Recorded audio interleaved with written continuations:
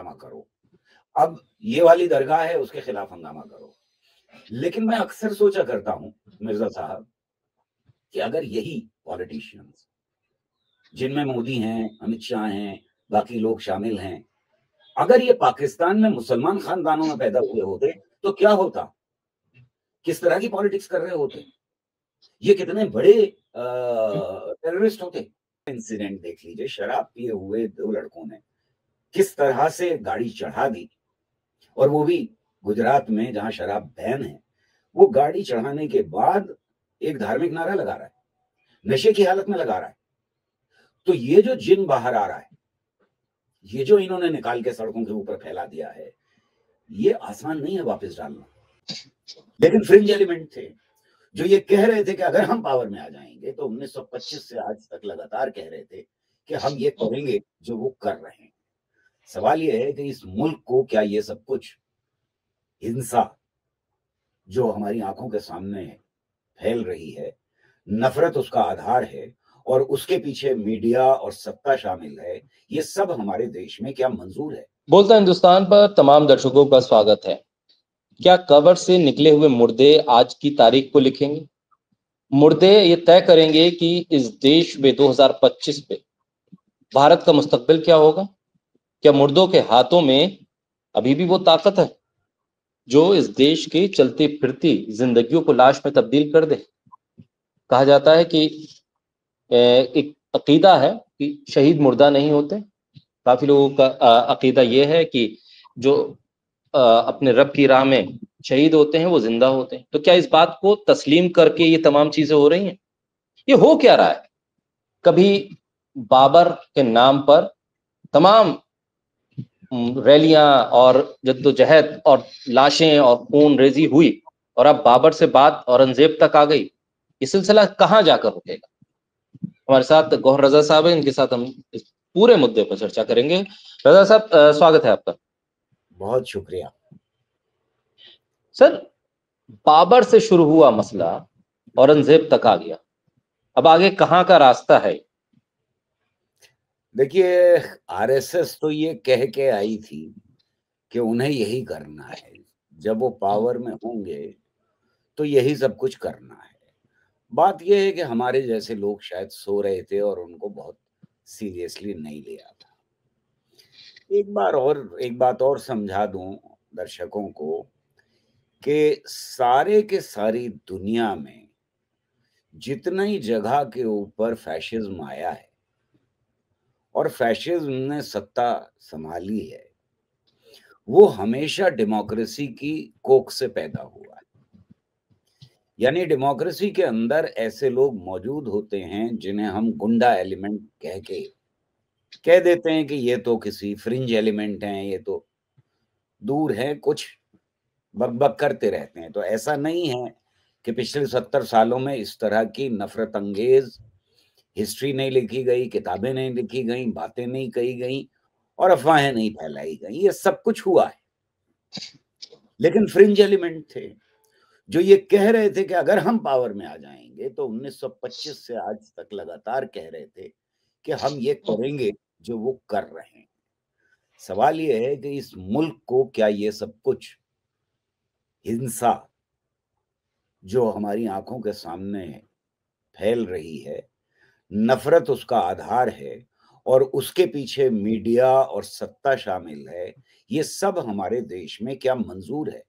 पाकिस्तान में मंजूर किया गया, पाकिस्तान की जो हालत हुई वो हम जानते हैं। तो हमारे पास टेम्पलेट मौजूद है कि ये रास्ता है, तो मंजिल कहाँ होगी हमारी। अब जो आप सवाल पूछ रहे हैं, उसमें एक बात आपने कही और वो बड़ी जरूरी बात है जो हमें बार बार पूछनी चाहिए, ये हो क्या रहा है? आपने बातों के दौरान में कहा, लेकिन ये सिर्फ जो कुछ अभी हुआ है औरंगजेब के नाम के ऊपर, वहां तक महदूद नहीं है। ये क्या हो रहा है, ये सवाल तो हमें हर रोज पूछना पड़ रहा है। आंख खुलती है तो पूछना पड़ रहा है, दिन में कई बार पूछना पड़ रहा है।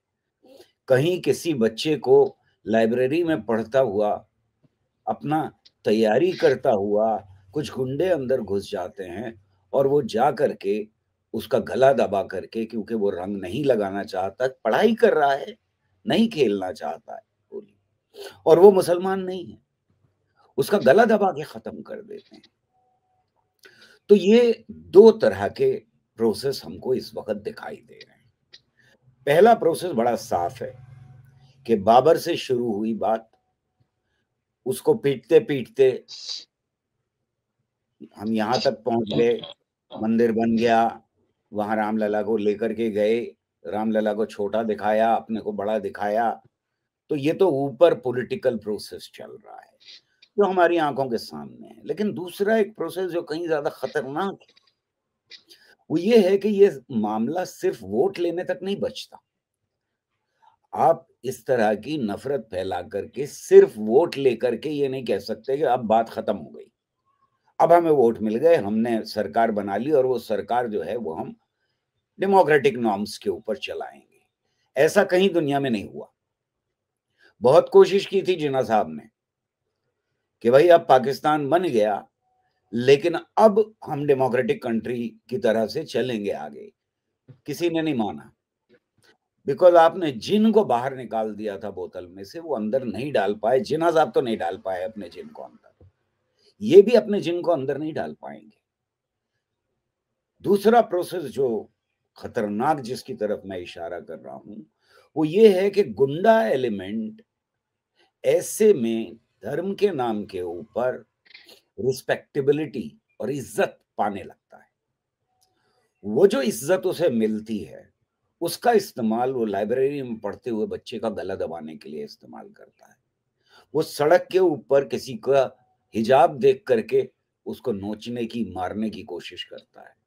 वो अपने जो आपस के झगड़े हैं पर्सनल बिल्कुल, उनको तय करने की कोशिश करता है। वो ये कोशिश करता है कि किसी की लैंड है और वो उसके ऊपर नज़रें हैं, तो मैं उसको ग्रैब करूँ, धर्म का नाम ले दूँ।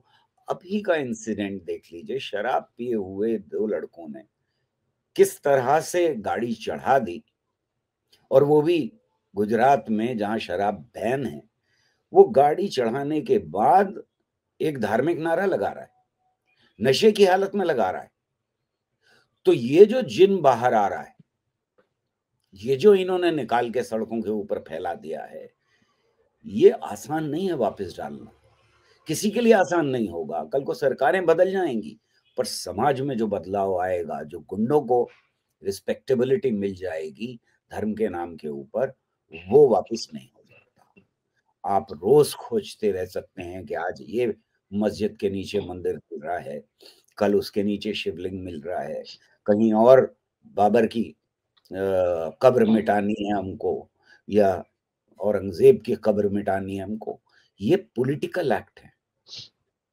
ये पॉलिटिकल एक्ट हैं जो गुंडों को रिस्पेक्टेबिलिटी दे रहे हैं इस देश के अंदर। खतरनाक बात ये है। मैं ये समझता हूँ कि एक तरफ आज न्यूज़ सारे अखबारों में और सारे टीवी चैनल्स के ऊपर चल रही है कि औरंगज़ेब के साथ क्या हुआ। वहाँ पर किस तरह से लोगों का एक-दूसरे से झगड़ा और मौतें हुई हैं उसमें, खबर ये कह रही है। और उसी साँस में यही मीडिया आज हमें ये भी बता रहा है कि पूरी दुनिया की आँखें टिकटिकी बना करके इस पर लगी हुई हैं कि सुनीता विलियम्स को खैरियत से वापस कैसे लाया जाएगा। ये 2 कंट्रास्ट, ये एक तरफ साइंस एंड टेक्नोलॉजी इस्तेमाल की जा रही है जान बचाने के लिए। परेशान हैं लोग कि कहीं कुछ गड़बड़ ना हो जाए। जो कुछ कल्पना चावला के साथ हुआ था वो ना हो जाए, और उसकी पूरी तैयारी की जा रही है। और दूसरी तरफ हम ये देख रहे हैं अपने देश के अंदर कि औरंगज़ेब बुरा था। अरे भाई वो वक़्त ही बुरा था। उस वक़्त का कोई राजा, कोई नवाब, कोई ज़मींदार अच्छा कह ही नहीं सकता, अच्छा कर ही नहीं सकता था, क्योंकि समाज ही बुरा था। वो समाज ऐसा समाज था जिसमें राजाओं का हुक्म, नवाबों का हुक्म, छोटे-मोटे ज़मींदार जो हुआ करते थे, अब वो हिंदू हों या मुसलमान हों, इससे कोई फ़र्क नहीं पड़ता। आप हिस्ट्री पलट के देखेंगे तो हमेशा ये साबित कर सकते हैं कि वो कितना बुरा आदमी था। उस वक्त का सामाजिक ढांचा बुरा था, उसको रोमांटिसाइज करना गलत होगा, उसको बुरा कहना आज की डेट में जरूरी हो जाता है। हम आगे निकल आए, आज का दौर 21वीं सदी का दौर है, दुनिया आगे बढ़ने की कोशिश कर रही है। ये अलग बात है कि ट्रंप जैसे लोग भी गद्दी पर बैठा दिए गए हैं और जगह जगह हमको दिखाई दे रहा है कि इस तरह की पॉलिटिक्स की जा रही है, इस तरह की राजनीति का तूफान पर है। लेकिन उसके बावजूद आम जनता दुनिया भर की सेकेंड वर्ल्ड वॉर दोबारा नहीं चाहती। लोग सड़कों पे निकल रहे हैं, हमारे देश में इसका उल्टा हो। बिल्कुल बिल्कुल, जो आप बात कर रहे हैं कि दुनिया चाहती है कि सेकंड वर्ल्ड वॉर ना हो, इसलिए अमेरिका में अमेरिका के खिलाफ प्रोटेस्ट, इजराइल में इजराइल के खिलाफ प्रोटेस्ट हो रहे हैं। लेकिन भारत का तो रवैया ही अलग। यहां पर तो ये तय किया जाता है कि भाई फला कम्युनिटी का ये कोई इवेंट होने वाला है, इस इवेंट को आप रोक दीजिए, ये ज्यादा जरूरी है। ये ज्यादा जरूरी है, ना कि ये जानना ज्यादा जरूरी है कि शेयर मार्केट में पैसा कहां डूब रहा है, किसका डूब रहा है और कब तक डूबेगा। ये जानना लोगों के लिए जरूरी नहीं है कि एलन मस्क अगर इंटरनेट लेके आएंगे तो अडानी या अंबानी ने उस पर हामी क्यों भर दी है, उससे क्या फायदे होंगे, क्या नुकसान होंगे। एआई आ रहा है तो नुकसान कितना होगा कि फायदा कितना होगा। हमारे यहाँ दरअसल एक नया लॉजिक शुरू हो गया है। अभी कल जो इवेंट पूरा ये हादसा हुआ, उसके बाद डीडी न्यूज के एक एंकर का ट्विटर पर मैंने स्टेटमेंट देखा, वो बकायदा लिखते हैं, मुसलमान तो नहीं लिख पाए, पता नहीं किस मजबूरी में, लेकिन एम लिख दिया। कहा कि मेरे ऑफिस में एक एम शख्स ने इस पर आपत्ति जताई तो मैंने उसे वहीं टाइट कर दिया। और बहुत बड़े एंकर हैं वो डीडी न्यूज के, और वो ये बताने की कोशिश कर रहे थे कि देखो मैं अपने न्यूज रूम में डीडी न्यूज में मुसलमानों को कैसे टाइट करके रखता हूं, ऐसे ही करना चाहिए। हालात ये हो गए हैं कि मीडिया को हम कहते थे कि ये सत्ता के लिए काम कर रहा है, या सत्ता या पैसे वालों के लिए काम कर रहा है, लेकिन ये पूरी तरह से आइडियोलॉजिकल वार पूरी तरह से छिड़ चुकी है। हम ईवीएम हैक हो गया इस पर जोर देते हैं, लेकिन ईवीएम नहीं है तो पूरी की पूरी मेंटेलिटी हैक हो चुकी है। उसमें ईवीएम को दोष देना मुझे लगता है कि बहुत ज्यादा जरूरी रह गया है। ईवीएम हैक हो या ना हो, लेकिन आपने इंसानी दिमागों को हैक कर दिया है, इतना आलूदा कर दिया है कि चीफ मिनिस्टर महाराष्ट्र के विधानसभा में कह रहे हैं कि एक फिल्म की वजह से ये माहौल ऐसा क्रिएट हो गया। लेकिन उस फिल्म को प्रमोट किसने किया? कब्र को तोड़ने की बात खुद वहां के चीफ मिनिस्टर जब करेंगे तो आम लोग जो इस मुहिम में लगे रहते हैं उनको तो हौसला अफजाई मिलेगी। 10-15 लोग जाकर वहां कोई पुतला फूंक देते हैं, बिन असल में समाज में पढ़े लिखे लोगों की कमी भी है। जिस चादर को आप जला रहे हैं उस पर बकायदा तौर पे कुछ आयतें लिखी हैं, इस बात का भी शक है, और आप इस तरह के प्रोटेस्ट को इंडोर्स कर रहे हैं, पुलिस वहां मौजूद है। क्या ये तमाम चीजें सिलसिला ब सिलसिला सिस्टम का फेलियर, प्रशासन का फेलियर और पुष्टपनाही है एक तरह से कि आप आगे बढ़िए, जो कुछ होगा हम देख लेंगे? आप बिल्कुल सही कह रहे हैं कि ये फेलियर नहीं है, ये पुष्टपनाही है। यानी एनकरेज किया जा रहा है उस गुंडा एलिमेंट को जिसकी बेसिस के ऊपर भारतीय जनता पार्टी और आरएसएस का पूरा आधार मौजूद है। वो गुंडा एलिमेंट सारा का सारा जब इकट्ठा होता है तो इनके लिए काम करता है और इनके लिए धमकियां दे करके जाहिर है कि वोट डलवाता है। ईवीएम हैक होती है वो अलग बात है, गलत तरीके से इलेक्शन कमीशन को इस्तेमाल किया जाता है और तरह तरह के उसके ऊपर इल्जाम लगते हैं, वो अलग बात है। लेकिन उसके साथ साथ जो गुंडा एलिमेंट आप तैयार करते हैं, इकट्ठा करते हैं, उसको अगले 5 साल इलेक्शन जीतने के बाद काम भी तो देना है। उसको इकट्ठा करके कैसे रखा जाएगा? उसको इकट्ठा करके इसी तरह से रखा जा सकता है कि तुम्हें डीजे दे रहे हैं हम, जाओ और मस्जिद के सामने हंगामा करो, जाओ अब ये खबर है इसके खिलाफ हंगामा करो, अब ये वाली दरगाह है उसके खिलाफ हंगामा करो। लेकिन मैं अक्सर सोचा करता हूं मिर्जा साहब कि अगर यही पॉलिटिशियंस जिनमें मोदी हैं, अमित शाह हैं, बाकी लोग शामिल हैं, अगर ये पाकिस्तान में मुसलमान खानदानों में पैदा हुए होते तो क्या होता? किस तरह की पॉलिटिक्स कर रहे होते? ये कितने बड़े टेररिस्ट होते, इस तरह के लोग। सवाल ये है कि हिंदुस्तान में ये पॉलिटिक्स करके, हिंदू धर्म को इन्वोक करके ये सत्ता पे काबिज होने की कोशिश है, सत्ता पे जमे रहने की कोशिश है। अगर ये मुसलमान खानदान में पैदा होते लोग, तो क्या कर रहे होते ये फिर मुसलमानों की वही पॉलिटिक्स कर रहे होते जो नफरत के ऊपर बेस्ड है। अगर ये ट्रंप के सपोर्टर होते तो क्या कर रहे होते ये? लेकिन अगर किसी बेहतर मुल्क के अंदर ये लोग होते तो शायद यही लोग शराफत की पॉलिटिक्स कर रहे होते। आज हमारे देश में गांधी जैसी हिम्मत रखने वाला कोई मौजूद नहीं जो ये कह सके कि मैं धार्मिक तो हूं, लेकिन धर्म का मतलब हिंसा नहीं होता। यहां धर्म का मतलब हिंसा समझाया जा रहा है।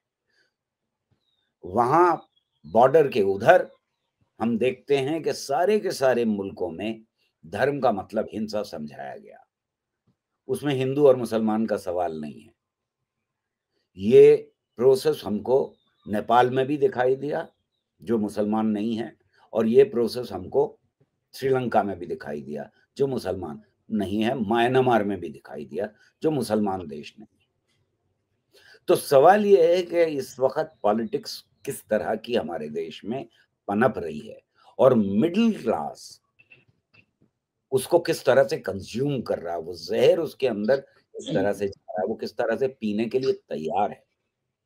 मैं सिर्फ आपकी एक बात से डिसएग्री करता हूं कि सारे दिमाग हैक कर लिए गए। नहीं, गरीब आदमी का दिमाग हैक नहीं किया गया है। ये मिडिल क्लास के लोग हैं जो चैनल्स चला रहे हैं। कल को अगर सत्ता बदल जाएगी तो इनमें से सारे के सारे बदल जाएंगे।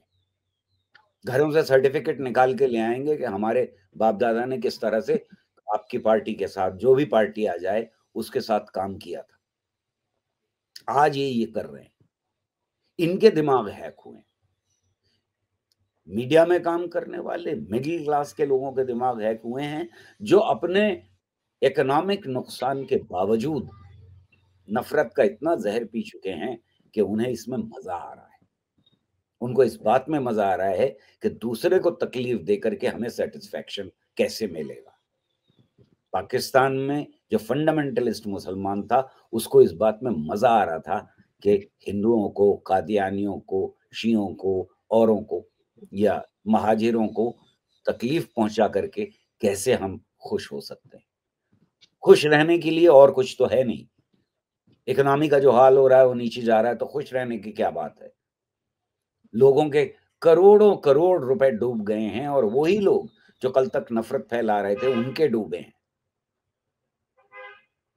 वही लोग जिन्होंने छोटे छोटे अपने 2 लाख, 4 लाख, 5 लाख इन्वेस्ट किए थे, आज उनके हाथ में वो होता है, रोज सुबह उठ के देखते हैं कितना और पैसा लूट लिया, कितना और पैसा डूब गया। लेकिन ये जो जहर है, ये भयानक जहर है और कोई और रास्ता नहीं है सिवाय इसके कि हम तार्किकता की बात करें, हम साइंटिफिक टेम्पर की बात करें, हम लोगों को समझाने की कोशिश करें और हम ये दिखाने की कोशिश करें कि इस देश में मोहब्बत मर नहीं सकती। ये कितनी भी कोशिश कर लें, मोहब्बत को ये खत्म नहीं कर सकते। नफरत का जवाब मोहब्बत है और इस देश का आम आदमी मोहब्बत चाहता है, अमन चाहता है, चैन चाहता है। और मैं एक साइंटिस्ट की हैसियत से बड़ी जिम्मेदारी के साथ कह सकता हूं कि साइंस नफरत के माहौल में नहीं पला करती। गौर साहब जी, गौर साहब अभी होली जी कंप्लीट कीजिए। जी, आप कुछ कह रहे थे।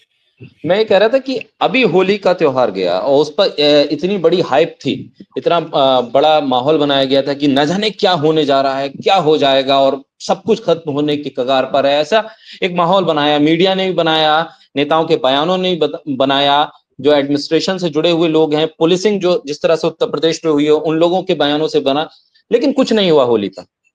होली पे कुछ नहीं हुआ, लोगों ने एक दूसरे का स्वागत भी किया। हुआ होली पे जी, हुआ ये कि खुद जो सभ्य लोग थे और मिडिल क्लास के लोग थे, चाहे वो हिंदू हो, मुसलमान हो, क्रिश्चियन हो, सिख हो, ईसाई हो, उन्होंने अपने बच्चों को, नौजवानों को बाहर नहीं निकलने दिया। इस बार होली बहुत फीकी गई, डर का इतना माहौल पैदा कर दिया कि होली में रंग में भंग मिला दिया बिल्कुल इन्होंने। और उसमें सिर्फ मुसलमान डरा हुआ नहीं था, उसमें सारे नागरिक, सभ्य नागरिक डरे हुए थे। घरों से नहीं निकले इस बार लोग, अपनी अपनी सोसाइटीज के अंदर खेला गया है, बाहर लोगों ने बच्चों को नहीं जाने दिया। पता नहीं क्या होने जा रहा है। एक इतना खूबसूरत त्योहार जिसे हम रंगों का त्योहार कहते हैं, जिसपे हम फख्र करते हैं, उस त्योहार को इन्होंने डर के त्योहार में बदल दिया, खौफ पूरे में फैला दिया, और उसकी वजह से लोग बाहर नहीं निकले। इनके हुड़दंग करने वाले बाहर थे, और इस हद तक मामला पहुंचा कि यूपी हो या दिल्ली हो, वहां पर उन लोगों पे डंडे चलाने पड़े पुलिस को। इन्हीं की पुलिस ने डंडे चलाए। तो होली पे जो नहीं कर पाए वो होली के बाद अब कर रहे हैं। जो इस चीज को लेकर माहौल बनाया गया था और जिस चीज का डर दिखाया गया था, वहां पर लोगों ने समझदारी दिखाई या प्रिकॉशन लिया, उसकी वजह से वो चीजें उस वक्त नहीं हुई। तो क्या ये रिटेलिएशन हो रहा है उस चीज का कि तब नहीं हो पाया तो अब सही? जहां जहां कर सकते हैं वहां कर रहे हैं, जहां जहां कर पाएंगे वहां करेंगे, वो चाहे यूपी के कुछ शहर हों या महाराष्ट्र के शहर हों। ये इतनी, किस तरह से इस बात को कहा जाए कि अगर दिमागों में मुल्क टूट जाए तो जमीन पर मुल्क साबित नहीं रह सकता। ये दिमागों में मुल्क को तोड़ रहे हैं। इन्होंने नॉर्थ साउथ का जख्म फिर से छील दिया, इन्होंने नॉर्थ ईस्ट और बाकी का छील दिया, वो जो खाई थी उसे बड़ा कर दिया। हिंदू मुसलमान तो चल ही रहा था, ईसाइयों के साथ नफरत चल ही रही थी, इन्होंने जातियों को एक दूसरे से बांट दिया। ये बात अलग है कि उस चीज को बहुत ज्यादा हमारा गोदी मीडिया नहीं उठाता है, लेकिन हमें लगातार ये दिखाई देता है कि एक जाति को दूसरी जाति से किस तरह से लड़ाया जा रहा है, किस तरह से उनकी पंचायतें की जा रही हैं अलग अलग जातियों की। और कोई कह रहा है ये हमारा सिंबल है, दूसरी जाति कह रही है हमारा सिंबल है, और दोनों आपस में टकराने के लिए तैयार बैठे हुए हैं। मुल्क के माहौल में नफरत फैलाइएगा तो अकेले सिर्फ हिंदू मुसलमान तक नहीं रहेगी, वो कहीं ज्यादा फैलेगी। गुंडों को अगर आप छूट देंगे तो वो सिर्फ इसके लिए इस्तेमाल नहीं करेंगे कि मुसलमानों को करके, वो किसी भी चीज के लिए नफरत को इस्तेमाल करेंगे। बिल्कुल। गौर साहब, आखिर में ये कि क्या अब ये ऐसा वक्त नहीं है कि आप इस पर आकर, खासतौर पर head of the state prime minister को खुद अब इंटरवीन करने की जरूरत नहीं, क्योंकि बहुत सी चीजें ऐसी हो रही हैं जिसपे आप खुद अचंभित हो जाते हैं। कभी हमने इतना खुलकर किसी भी मिनिस्टर का बयान नहीं देखा जिसपे वो खुलकर ये कह रहा हो कि फला कम्युनिटी ने दंगा करवाया। मीडिया बचता था, कहा जाता था कि दो कम्युनिटी में क्लैश हुआ है, हालात सामान्य। लेकिन अब तो खुलकर बातें हो रही हैं कि फला कम्युनिटी ने हमला किया, फला कम्युनिटी के लोग मारे गए। तो ये किस तरह से हो रहा है इस देश में, और जो ये हालात बन रहे हैं। अब प्राइम मिनिस्टर जश्न खुसरो में जाते हैं, उनके स्टेट के एक चीफ मिनिस्टर कहते हैं कि उर्दू कठमुल्ला की जबान है। प्राइम मिनिस्टर सूफी फोरम के जरिए सूफी इवेंट करवाते हैं इस देश में, रामलीला मैदान में बड़ा इवेंट होता है। उनकी पार्टी के लोग कहते हैं कि सैयद सालार मसूद का जो उर्स है ये आक्रांता थे, लुटेरे थे, इसलिए इस उर्स को होने नहीं दिया जाएगा। पुलिस वहां पर जहां पर झंडे लगाए जाते हैं उसमें सीमेंट घोल देती है। ये हो क्या रहा है? एक आइडियोलॉजी प्राइम मिनिस्टर की चल रही है, एक आइडियोलॉजी पार्टी की चल रही है, एक आइडियोलॉजी आरएसएस की चल रही है, और एक आइडियोलॉजी चल रही है कि जो उनके सबऑर्डिनेट ऑर्गेनाइजेशन से। ये टकराव क्यों दिख रहा है? हमें आज तक तो ये समझ में आता था कि भाई एक लीड मिली है, ये जो पार्टी है ये एक आइडियोलॉजिकल पार्टी है, एक लीड मिलती है, उसी पर ऊपर से नीचे तक सब बातें होती है। लेकिन यहाँ तो बहुत ज्यादा डिवाइड नजर आ रही है चीजें। देखिए, सिर्फ एक ही आइडियोलॉजी है जो आरएसएस की आइडियोलॉजी है, वही चल रही है। और आरएसएस की आइडियोलॉजी हमेशा से ऐसी रही है कि वो अवाम के बीच में नफरत फैलाती रहे लगातार। जो ये आपको कुछ बयान दिखाई दे रहे हैं, वहीं आपने प्राइम मिनिस्टर का नाम लिया, वही प्राइम मिनिस्टर हैं जिन्होंने मसला उठाया था टोपी का, वही प्राइम मिनिस्टर हैं जिन्होंने भाईजान का शब्द इस्तेमाल किया था बहुत बुरे तरीके से, वही प्राइम मिनिस्टर हैं जिन्होंने बात की थी शमशान और कब्रिस्तान की, उन्होंने ही बात की थी कपड़े देख के पहचाने की। कभी कभी दुनिया को दिखाने के लिए उनको बदलना पड़ता है अपना स्टेटमेंट। उसमें फैशिस्ट ऑर्गेनाइजेशन को या फैशिस्ट लोगों को कोई परेशानी और कॉन्ट्रडिक्शन नहीं दिखाई देता। जब जरूरत पड़े आप बात कर लीजिए। यहां पर आप गांधी का पुतला तोड़ दीजिए और बाहर जा करके उस पर फूट चढ़ा दीजिए, इसमें कोई कॉन्ट्रडिक्शन है ही नहीं। जो फैशिस्ट हैं वो कभी भी अपनी बात पर टिके नहीं रहते। जहां फायदा दिखाई देगा वहां वो जाएंगे। यहां मस्जिदें तोड़ रहे हैं आप और बाहर आप फख्र कर रहे हैं इस बात के ऊपर कि देखिए मंदिर बना दिया। कॉन्ट्रडिक्शन ही नहीं दिखाई दे रहा कि भाई हम कितने बुरे हुए और वो जिन्होंने मंदिर को बनाया और प्रोटेक्ट किया और बनाने की इजाजत दी किसी और मुल्क ने, वो कितना अच्छा मुल्क हुआ। आप ये कह रहे हैं। मैं उस मुल्क को अच्छा नहीं कह रहा, मुझे अपने मुल्क से मोहब्बत है। मुझे परेशानी इस बात की है कि मेरे मुल्क में क्या हो रहा है। पर आप दुनिया को क्या दिखा रहे हैं? आप ये दिखा रहे हैं कि आप धार्मिक स्थानों को तोड़ते हैं और दूसरे मुल्क धार्मिक स्थानों को प्रोटेक्ट करते हैं, उनकी हिफाजत करते हैं, वो चाहे किसी का भी हो। सवाल इस बात का है कि आप इस मुल्क के अंदर अगर ये होने देंगे तो एक तो ये कि कंट्रोल नहीं कर पाएंगे।